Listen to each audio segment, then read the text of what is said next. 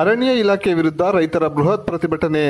ಬಡ ರೈತರಿಗೆ ಅರಣ್ಯ ನೆಪವೊಡ್ಡಿ ಗೋಮಾಳ ದರಖಾಸ್ತು ಹಾಗೂ ಇತರೆ ಸರ್ವೆ ನಂಬರ್ಗಳು ಅರಣ್ಯ ಇಲಾಖೆಗೆ ಸೇರಿವೆ ಎಂದು ಕಿರುಕುಳ ನೀಡುತ್ತಿರುವ ಅರಣ್ಯ ಇಲಾಖೆ ಅಧಿಕಾರಿಗಳ ಮೇಲೆ ಕ್ರಮಕ್ಕೆ ಒತ್ತಾಯಿಸಿ ಹಾಗೂ ಬಡ ರೈತರಿಗೆ ನ್ಯಾಯ ಒದಗಿಸಲು ಕೋರಿ ನಗರದಲ್ಲಿನ ಮಿನಿ ವಿಧಾನಸೌಧದ ಮುಂದೆ ಸೋಮವಾರ ಮಧ್ಯಾಹ್ನ 3 ಗಂಟೆಯಲ್ಲಿ ವಿವಿಧ ರಾಜಕೀಯ ಪಕ್ಷಗಳ ಹಾಗೂ ಸಂಘಟನೆಗಳ ಸಹಕಾರದೊಂದಿಗೆ ರೈತ ಹಿತರಕ್ಷಣಾ ಸಮಿತಿ ನೇತೃತ್ವದಲ್ಲಿ ಬೃಹತ್ ಪ್ರತಿಭಟನೆಯನ್ನು ಹಮ್ಮಿಕೊಳ್ಳಲಾಗಿತ್ತು. ಪ್ರತಿಭಟನೆಯಲ್ಲಿ ಮಾತನಾಡಿದ ತಾಲೂಕು ಜೆಡಿಎಸ್ ಅಧ್ಯಕ್ಷ ಕಾಡೇನಹಳ್ಳಿ ನಾಗರಾಜ್, ಕಳೆದ 50 ವರ್ಷಗಳಿಗೂ ಹಿಂದಿನಿಂದ ಕಂದಾಯ ಇಲಾಖೆ ದಾಖಲಾತಿಗಳನ್ನು ಪಡೆದುಕೊಂಡು ಕೃಷಿಯನ್ನು ನಂಬಿ ಬದುಕು ಕಟ್ಟಿಕೊಂಡಿರುವ ಮುಳಬಾಗಿಲು, ಶ್ರೀನಿವಾಸಪುರ, ಕೋಲಾರ ತಾಲೂಕಿನ ರೈತರನ್ನ ಒಕ್ಕಲೆಬ್ಬಿಸಲು ಮುಂದಾಗಿರುವ ಅರಣ್ಯ ಮತ್ತು ಕಂದಾಯ ಇಲಾಖೆ ಅಧಿಕಾರಿಗಳಿಗೆ ರೈತರ ಶಾಪ ತಗುಲುವುದೆಂದು ಕಿಡಿಕಾರಿದ್ದಾರೆ. ಸೇರಿರ್ತಕ್ಕಂಥ ಎಲ್ಲ ಸಂಘಟನೆಗಳ ಮುಖಂಡರೇ, ಆತ್ಮೀಯ ಬಂಧುಗಳೇ, ಈಗಾಗಲೇ ಹಲವಾರು ಮುಖಂಡರು ಏನು ಅರಣ್ಯದ ಭೂಮಿ ಅಂತೇಳಿ ರೈತರನ್ನ ಒಕ್ಕಲೆಬ್ಬಿಸ್ತಾ ಇದ್ದಾರೋ ಇದರ ಬಗ್ಗೆ ಎಲ್ಲ ಮಾತಾಡಿದ್ದಾರೆ. ಒಂದನ್ನ ಹೇಳಬೇಕಾಗ್ತದೆ, ಅನೇಕ ದಿನಗಳಿಂದ ನಾವು ಕೂಡ ಇದನ್ನ ಗಮನಿಸ್ತಾ ಇದ್ದೀವಿ. ಮುಂಚೂಣಿಯಲ್ಲಿ ದಯವಿಟ್ಟು ಯಾರು ಮಾತಾಡ್ತಾರೆ, ಮುಂಚೂಣಿಯಲ್ಲಿ ನಮ್ಮ ಪಕ್ಷದ ಮುಖಂಡರಾದಂತಹ ಶ್ರೀ ಸಾಮೇಗೌಡರು ಈಗಾಗಲೇ ಆ ಭಾಗದಲ್ಲಿ ಹೋರಾಟವನ್ನ ಮಾಡ್ತಾ ಇದ್ದದನ್ನ ನಾವು ಗಮನಿಸ್ತಾ ಇದ್ವಿ. ನಾನು ಅಂದ್ಕೊಂಡಿದ್ದೆ ಇದು ಮಾತಾಡ್ರಪ್ಪ, ನಾನು ಅಂದ್ಕೊಂಡಿದ್ದೆ ಇದು ಸುಖಾಂತವಾಗಿ ಅಂತ್ಯ ಆಗ್ತದೆ, ನಮ್ಮ ಅಲ್ಲಿನ ಹೋರಾಟಗಾರರ ಬೇಡಿಕೆಗಳಿಗೆ ಒಂದು ತಾರ್ಕಿಕ ಅಂತ್ಯ ಸಿಗ್ತದೆ ಅಂತ.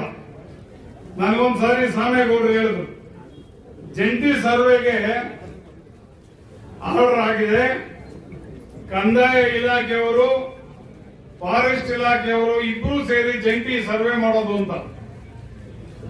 ಪಾಪ ಕಂದಾಯ ಇಲಾಖೆಯವರು ಸರ್ವೆಗೆ ಹೋದ್ರಂತೆ. ಇವರು ಹೋಗಿ ಅರಣ್ಯ ಅಧಿಕಾರಿಗಳು ಮುಂದೆ ಹೋಗ್ತಾ ಇದ್ರೆ ಅವ್ರ ಹಿಂದ್ಗಡೆ ಇವರು ತಲೆ ಆಡಿಸ್ಕೊಂಡು ಹೋಗ್ತಾ ಇರೋದು. ಈ ರೀತಿಯಾದಂತಹ ಒಂದು ಜಂಟಿ ಸರ್ವೆ ನಮಗೆ ಬೇಕಾಗುತ್ತೆ. ರೈತರನ್ನ ಒಕ್ಕಲು ಯಾಕೆ ಎಬ್ಬಿಸ್ತಾ ಇದ್ದೀರಿ? ಅರಣ್ಯ ಪ್ರದೇಶ ಆಗಲಿ, ಈ ಒಂದು ದೇಶ, ಈ ಒಂದು ರಾಜ್ಯ, ಈ ಒಂದು ಜಿಲ್ಲೆ, ಈ ಒಂದು ತಾಲೂಕು ಯಾರಿಗೆ ಸೇರ್ತಕ್ಕಂಥದ್ದು? ಈ ನಾಡಿನ ಜನ, ಈ ನಾಡಿನ ಜನಗಳಿಗೆ ಸೇರಿರ್ತಕ್ಕಂಥದ್ದು. ಈ ನಾಡಿನ ಜನಗಳಿಗೆ ತೊಂದರೆ ಆಗ್ತಾ ಇರ್ತಕ್ಕಂಥ ಸಂದರ್ಭದಲ್ಲಿ ಒಬ್ಬ RFO ಆಗಿರ್ಬೋದು, ಒಬ್ಬ DFO ಆಗಿರ್ಬೋದು, ತೊಂದರೆ ಕೊಡುವಂತ ನಿರ್ಧಾರಗಳನ್ನು ಯಾಕೆ ತಗೋತಾ ಇದ್ದಾರೆ? ಮಹಾನುಭಾವರೇ, ನಿಮ್ಮಲ್ಲಿ ಭ್ರಷ್ಟಾಚಾರ ತಾಂಡವಾಡ್ತಾ ಇದೆ, ನಿಮ್ಮಲ್ಲಿ ಅನೈತಿಕತೆ ತುಂಬಿ ತುಳುಕ್ತಾ ಇದೆ, ನಿಮ್ಮಲ್ಲಿ ನಡೀತಾ ಇರತಕ್ಕಂತ ಅಕ್ರಮಗಳು ಸಾವಿರಾರಿದೆ. ಮೊದಲು ಅದರ ಬಗ್ಗೆ ಗಮನ ಕೊಡಿ. ಯಾರೋ ರೈತರು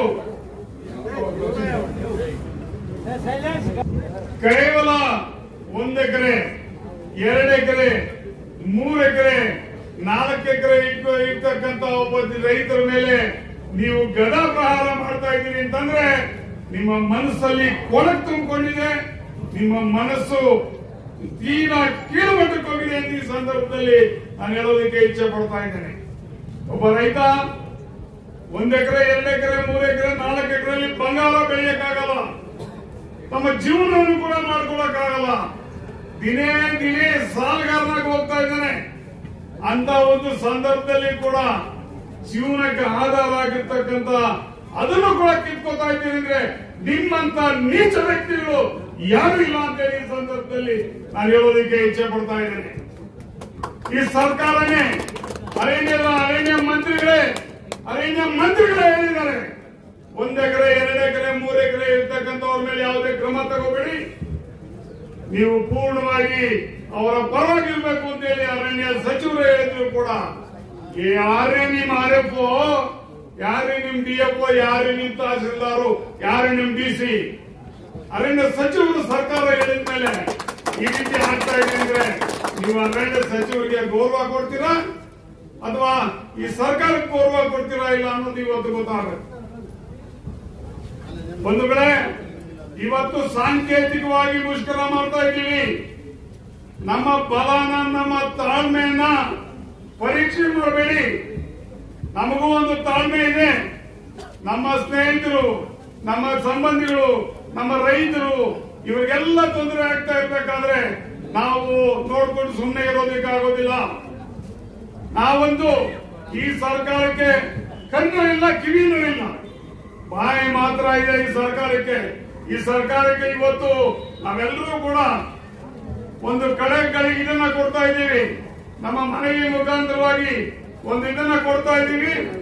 ಒಂದು ಸಮಯ ಏನಾದರೂ ಮುಂದೆ ಇದೇ ರೀತಿ ಪುನರಾವರ್ತನೆ ಆದ್ರೆ ನಾವು ಸಾವಿರಾರು ಜನರು, ಸುಮಾರು ಎಷ್ಟು ಜನರು ಅಂತ ನಾನು ಹೇಳಕ್ ಹೋಗೋದಿಲ್ಲ, ಈ ತಾಲೂಕಿನ ಎಲ್ಲ ಜನರು ಬಂದು ಇಲ್ಲಿ ನಾವು ಕೂತ್ಕೊಂಡು ಹರ್ತಾಳ ಮಾಡಬೇಕಾಗ್ತದೆ. ಇನ್ನೂ ಅನೇಕ ರೀತಿಯಾದಂತಹ ಕ್ರಮಗಳನ್ನು ನಾವು ತಗೊಳ್ಳೋದಕ್ಕೆ ಸಿದ್ಧ ಇದ್ದೀವಿ. ಇವತ್ತು ಈ ಸರ್ಕಾರಕ್ಕೆ, ಈ ಅಧಿಕಾರಿಗಳಿಗೆ ಎಚ್ಚರಿಕೆ ಕೊಡ್ತಾ ಇದ್ದೀನಿ. ಮೊದಲು ನಿಮ್ಮಲ್ಲಿ ಇರ್ತಕ್ಕಂಥ ಭ್ರಷ್ಟಾಚಾರ ಬಿಡಿ, ರೈತರನ್ನ ಶೋಷಣೆ ಮಾಡೋದನ್ನ ಬಿಡಿ, ರೈತರ ಇವುಗಳನ್ನ ಕಿತ್ಕೊಳ್ಳೋದನ್ನ ಬಿಡಿ. ಮತ್ತೆ ಏನು ನಿಮ್ಮ ಅರಣ್ಯ ಕಾಯ್ದೆ ಇದೆಯಾ 1906 ನಮಗಾಗಲೇ ಗೋಪಾಲ್ ಅವರು ನಮ್ಮ ಇವರು ಲಿಖಿತವಾಗಿರ್ತಕ್ಕಂಥ ಅವುಗಳನ್ನ ನೋಡಿ. ಯಾಕೆ ನಿಮ್ ಕಣ್ಣೇನು ಹೋಗ್ಬಿಟ್ಟಿದ್ಯಾ? ಇಲ್ಲ ನಿಮ್ಗೆ ಓದಕ್ ಬರಲ್ವಾ? ಇಷ್ಟೆಲ್ಲ ಇದ್ದುಕೊಂಡು 1906ರಲ್ಲಿ ಇದ್ದಂತ ರೀತಿನಲ್ಲಿ ಹೋಗ್ಬೇಕು ಅಂತಿದ್ದಾಗ ನಿಮ್ಗೇನಾಗಿದೆ ರೋಗ? ನಿಮ್ಗೆ ರೋಗ ಬಂದಿದ್ಯಾ? ಗೊತ್ತಿಲ್ವಾ ನಿಮ್ಗೆ? ರೈತರನ್ನ ಈ ಏನೇನು ಕೋಟ್ಯಾಧೀಶ್ವರ ಅವರು ತಮ್ಮ ಜೀವನವನ್ನ ಮಾಡ್ಕೊಳ್ಳಕ್ಕೆ ಇಟ್ಕೊಂಡಿರ್ತಕ್ಕಂಥದ್ದು ಅದು ಒತ್ತುವರಿ ಅಲ್ಲ. ಎಲ್ಲ ಪ್ರಾಣಿಗಳಲ್ಲಿ ಅವರ ಹೆಸರಿದೆ, ಅವರ ದಾಖಲೆಗಳು ಅವರ ಹೆಸರು ಬಂದಿದೆ. ಇಷ್ಟಾದ್ರೂ ಕೂಡ ನೀವೆಲ್ಲ ಕೂಡ ತೊಂದರೆ ಕೊಡ್ತಾ ಇದ್ದೀರಿ ಅಂದ್ರೆ ಮುಂದಿನ ದಿನಗಳಲ್ಲಿ ನಿಮಗೆ ತಕ್ಕ ಶಾಸ್ತಿ ಕಾದಿದೆ. ಇವತ್ತಿಗೆ ಇದನ್ನ ಬಿಡಬೇಕು. ಇದನ್ನು ಸಾಂಕೇತಿಕವಾಗಿ ಮಾಡ್ತಾ ಇದ್ದೀವಿ. ಎಲ್ಲ ಸಂಘಟನೆಗಳಿಗೂ ಸೇರಿ ಸಾಂಕೇತಿಕವಾಗಿ ಮಾಡ್ತಾ ಇದ್ದೀವಿ. ಮುಂದಿನ ದಿನಗಳಲ್ಲಿ ನೀವೇನಾದ್ರೂ ಬಿಡದೆ ಇದ್ದ ಪಕ್ಷದಲ್ಲಿ ನಿಮ್ಮನ್ನೇ ಮುತ್ತಿಗೆ ಹಾಕ್ತೀವಿ, ನಿಮ್ಮನ್ನೇ ಕೆಲವು ಮಾಡ್ತೀವಿ, ನೀವು ಓಡಾಡ್ದಂಗೆ ಮಾಡ್ತೀವಿ. ಇದು ನಮ್ಮ ಎಚ್ಚರಿಕೆ ಅಂತ ಹೇಳಿ ಸಂದರ್ಭದಲ್ಲಿ ಕೇಳ್ತಾ ಮುಂದಿನ ದಿನಗಳಲ್ಲಿ ಇದನ್ನ ಬಿಡಿ, ಕೈ ಬಿಡಿ, ರೈತರಿಗೆ ತೊಂದರೆ ಕೊಡಬೇಡಿ, ರೈತರಿಗೆ ಸಹಕಾರ ನೀಡಿ ಅಂತ ಹೇಳಿ ನಾನು ಹೇಳೋ ಮಾತನ್ನ ಮುಗಿಸ್ತಾ ಇದ್ದೇನೆ. ಜೈ ಹಿಂದ್, ಜೈ ಕರ್ನಾಟಕ.